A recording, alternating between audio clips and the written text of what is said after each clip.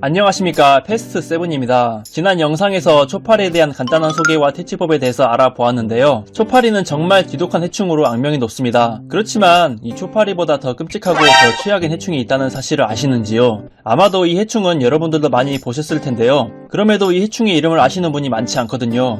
바로 벼룩파리입니다. 이름에 벼룩이 들어가니까 뭔가 지독한 해충이 아닐까 생각이 들 수 있는데 네, 사실 정말로 지독한 해충입니다. 요즘 회사에도 날파리인지 초파리인지 정체를 몰라서 이 벼룩파리에 대해서 많은 문의가 오고 있거든요. 사실 정보가 많이 알려지지 않은 해충이다 보니까 해충 정보나 퇴치법에 대해서 궁금하신 분들이 많으셔서 오늘 이 시간에는 벼룩파리에 대한 간단한 정보와 퇴치법에 대해서 공유해보는 시간을 갖고자 합니다. 벼룩파리는 2mm 정도로 매우 작은 파리의 일종으로 얼핏 보면 초파리와 상당히 많이 닮은 모습인데요. 때문에 많은 사람들이 초파리로 오해하는 경우가 많습니다.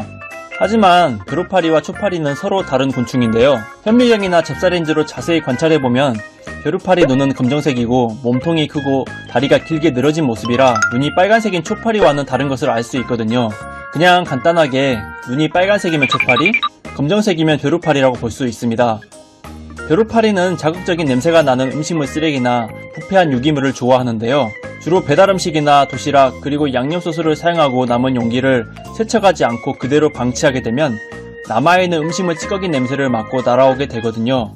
암컷 벼룩파리는 짝짓기 후 한 번에 약 100개 이내의 알을 산란하고 알에서 유충, 번데기 과정을 거친 후 성충까지 약 20일 정도가 걸리는데요.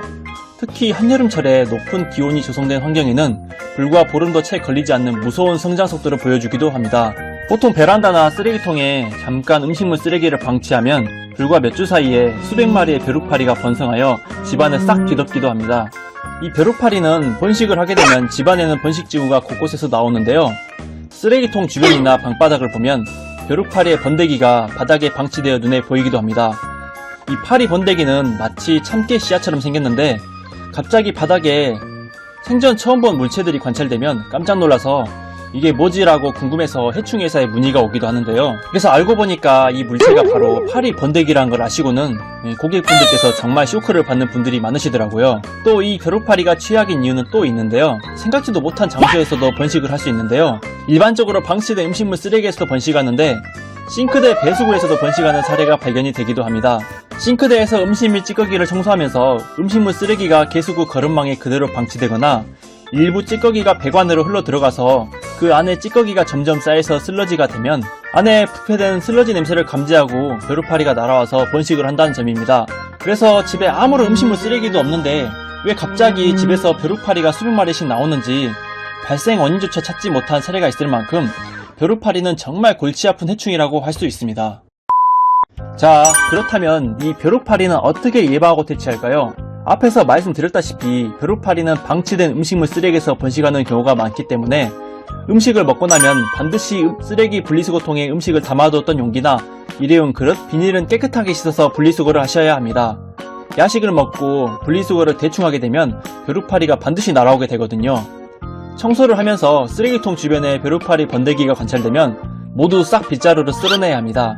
이 번데기가 나중에 벼룩파리 성충이 되어 또 활동할 수 있기 때문이거든요. 또한 싱크대에서도 음식물 찌꺼기가 담겨있는 개수구 내부 거름 필터는 깨끗하게 비워주시고 찌꺼기가 남아있지 않도록 해야 합니다. 개수구 내부로 찌꺼기가 그대로 넘어가면 그때는 정말 답도 없으니까 세심하게 분리수거를 해주셔야 합니다. 벼룩파리가 번식할 만한 환경을 제어를 해주신다면 분명 벼룩파리를 억제하시는데 큰 도움이 되실 것입니다. 이제 집안에 방치된 벼룩파리는 퇴치할 만 남았지요? 저는 다른 방법보다 이 방법을 추천드리는데요. 집안에 번식한 벼룩파리들은 약을 뿌리거나 파리채로 담는 것은 한계가 있고 이럴 경우 끈끈이 트랩을 이용한 방법이 있거든요.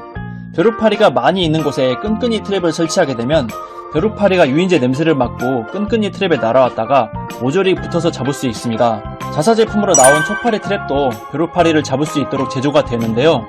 유인제 통 안에 물과 함께 유인제를 넣고 이렇게 트랩을 설치하면 됩니다. 어때요? 참 쉽지 않습니까? 이 끈끈이 트랩은 부엌과 베란다, 싱크대 쪽에 벼룩파리가 많이 출몰한 장소에 두고 며칠 정도만 놔둬도 짠! 이 벼룩파리가 이렇게 많이 잡히게 됩니다. 실제로 제가 이렇게 잡아보았는데 정말 효과가 좋았거든요. 제품 사용 후기를 보면 실제로 효과를 보신 분들이 많으시더라고요. 이 제품은 초파리 포획용으로 나왔지만 벼룩파리 퇴치 효과가 뛰어나서 벼룩파리가 많이 나오게 되면 꼭 추천드리겠습니다. 정말 제가 과대 광고를 하는 게 아니라 정말 효과가 좋았습니다. 여러분들도 믿고 꼭 사용해 보시길 바라겠습니다. 오늘은 벼룩파리에 대해서 간단히 알아보았는데요.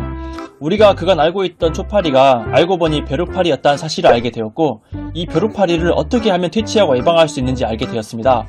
벼룩파리는 예방이 그 무엇보다도 중요합니다. 그냥 예방만 잘 해주셔도 벼룩파리를 퇴치하는데 문제가 없으니 영상을 보신 분들께서는 도움이 되셨길 바랍니다. 이상으로 영상을 마치겠습니다. 다음에는 더 유익한 영상으로 찾아뵙겠습니다. 감사합니다.